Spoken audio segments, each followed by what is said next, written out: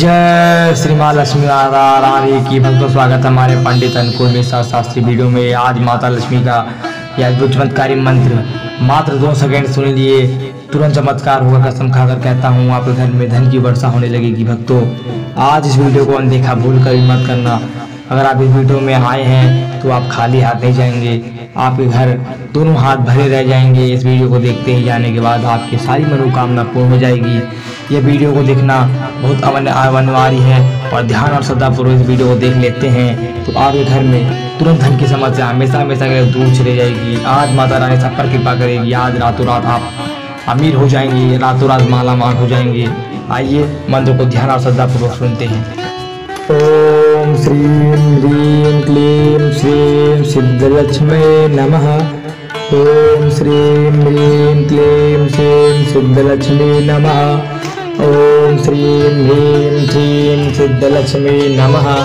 ओम ह्रीं श्रीं क्लीं श्रीं सिद्धलक्ष्मी नमः। ओम श्रीं ह्रीं क्लीं श्रीं सिद्धलक्ष्मी नमः। ओम श्रीं ह्रीं क्लीं श्रीं सिद्धलक्ष्मी नमः।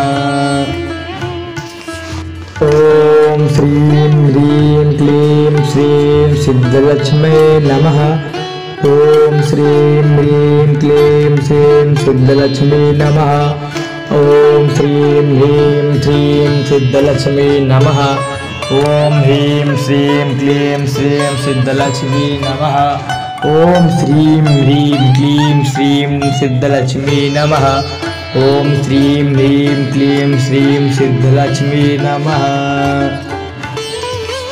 ओम श्रीं ह्रीं क्लीं श्रीं सिद्धलक्ष्म्यै नमः। ओम श्रीं ह्रीं क्लीं श्रीं सिद्धलक्ष्मी नमः। ओम श्रीं ह्रीं क्लीं सिद्धलक्ष्मी नमः। ओम ह्रीं श्रीं क्लीं श्रीं सिद्धलक्ष्मी नमः। ओम श्रीं ह्रीं क्लीं श्रीं सिद्धलक्ष्मी नमः। ओम श्रीं ह्रीं क्लीं श्रीं सिद्धलक्ष्मी नमः। ओम श्रीं ह्रीं क्लीं श्रीं सिद्धलक्ष्म्यै नमः। ओम श्रीं ह्रीं क्लीं श्रीं सिद्धलक्ष्मी नमः। ओम श्रीं ह्रीं क्लीं सिद्धलक्ष्मी नमः। ओम ह्रीं श्रीं क्लीं श्रीं सिद्धलक्ष्मी नमः। ओम श्रीं ह्रीं क्लीं श्रीं सिद्धलक्ष्मी नमः। ओम श्रीं ह्रीं क्लीं श्रीं सिद्धलक्ष्मी नमः। ओम श्रीं ह्रीं क्लीं श्रीं सिद्धलक्ष्म्यै नमः। ओम श्रीं ह्रीं क्लीं श्रीं सिद्धलक्ष्मी नमः। ओम श्रीं ह्रीं क्लीं सिद्धलक्ष्मी नमः।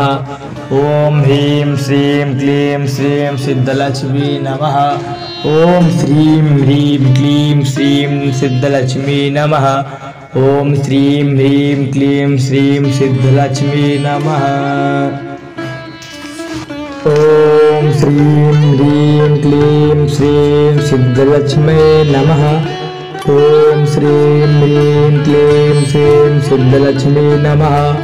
ओम श्रीं ह्रीं क्लीं सिद्धलक्ष्मी नमः। ओम ह्रीं श्रीं क्लीं श्रीं सिद्धलक्ष्मी नमः। ओम श्रीं ह्रीं क्लीं श्रीं सिद्धलक्ष्मी नमः। ओम श्रीं ह्रीं क्लीं श्रीं सिद्धलक्ष्मी नमः। ओम श्रीं ह्रीं क्लीं श्रीं सिद्धलक्ष्म्यै नमः। ओम श्रीं ह्रीं क्लीं श्रीं सिद्धलक्ष्मी नमः।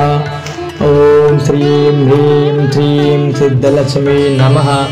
ओम ह्रीं श्रीं क्लीं श्रीं सिद्धलक्ष्मी नमः। ओम श्रीं ह्रीं क्लीं श्रीं सिद्धलक्ष्मी नमः। ओम श्रीं ह्रीं क्लीं श्रीं सिद्धलक्ष्मी नमः।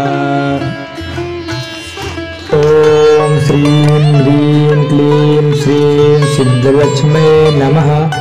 ओम श्रीं ह्रीं क्लीं श्रीं सिद्धलक्ष्मी नमः। ओम श्रीं ह्रीं क्लीं सिद्धलक्ष्मी नमः। ओम ह्रीं श्रीं क्लीं श्रीं सिद्धलक्ष्मी नमः। ओम श्रीं ह्रीं क्लीं श्रीं सिद्धलक्ष्मी नमः। ओम श्रीं ह्रीं क्लीं श्रीं सिद्धलक्ष्मी नमः। ओम श्रीं ह्रीं क्लीं श्रीं सिद्धलक्ष्मी नमः। ओम श्रीं ह्रीं क्लीं श्रीं सिद्धलक्ष्मी नमः। ओम श्रीं ह्रीं क्लीं सिद्धलक्ष्मी नमः। ओम ह्रीं श्रीं क्लीं श्रीं सिद्धलक्ष्मी नमः। ओम श्रीं ह्रीं क्लीं श्रीं सिद्धलक्ष्मी नमः। ओम श्रीं ह्रीं क्लीं श्रीं सिद्धलक्ष्मी नमः। ओम श्रीं ह्रीं क्लीं श्रीं सिद्धलक्ष्मी नमः। ओम श्रीं ह्रीं क्लीं श्रीं सिद्धलक्ष्मी नमः। ओम श्रीं ह्रीं क्लीं सिद्धलक्ष्मी नमः। ओम ह्रीं श्रीं क्लीं श्रीं सिद्धलक्ष्मी नमः। ओम श्रीं ह्रीं क्लीं श्रीं सिद्धलक्ष्मी नमः। ओम श्रीं ह्रीं क्लीं श्रीं सिद्धलक्ष्मी नमः। ओम श्रीं ह्रीं क्लीं श्रीं सिद्धलक्ष्मी नमः। ओम श्रीं ह्रीं क्लीं श्रीं सिद्धलक्ष्मी नमः। ओम श्रीं ह्रीं क्लीं सिद्धलक्ष्मी नमः। ओम ह्रीं श्रीं क्लीं श्रीं सिद्धलक्ष्मी नमः। ओम श्रीं ह्रीं क्लीं श्रीं सिद्धलक्ष्मी नमः। ओम श्रीं ह्रीं क्लीं श्रीं सिद्धलक्ष्मी नमः। ओम श्रीं ह्रीं क्लीं श्रीं सिद्धलक्ष्मी नमः। ओम श्रीं ह्रीं क्लीं श्रीं सिद्धलक्ष्मी नमः। ओम श्रीं ह्रीं क्लीं सिद्धलक्ष्मी नमः। ओम ह्रीं श्रीं क्लीं श्रीं सिद्धलक्ष्मी नमः। ओम श्रीं ह्रीं क्लीं श्रीं सिद्धलक्ष्मी नमः। ओम श्रीं ह्रीं क्लीं श्रीं सिद्धलक्ष्मी नमः। ओम श्रीं ह्रीं क्लीं श्रीं सिद्धलक्ष्मी नमः। ओम श्रीं ह्रीं क्लीं श्रीं सिद्धलक्ष्मी नमः। ओम श्रीं ह्रीं क्लीं सिद्धलक्ष्मी नमः। ओम ह्रीं श्रीं क्लीं श्रीं सिद्धलक्ष्मी नमः। ओम श्रीं ह्रीं क्लीं श्रीं सिद्धलक्ष्मी नमः। ओम श्रीं ह्रीं क्लीं श्रीं सिद्धलक्ष्मी नमः। ओम श्रीं ह्रीं क्लीं श्रीं सिद्धलक्ष्मी नमः। ओम श्रीं ह्रीं क्लीं श्रीं सिद्धलक्ष्मी नमः। ओम श्रीं ह्रीं क्लीं सिद्धलक्ष्मी नमः। ओम ह्रीं श्रीं क्लीं श्रीं सिद्धलक्ष्मी नमः। ओम श्रीं ह्रीं क्लीं श्रीं सिद्धलक्ष्मी नमः।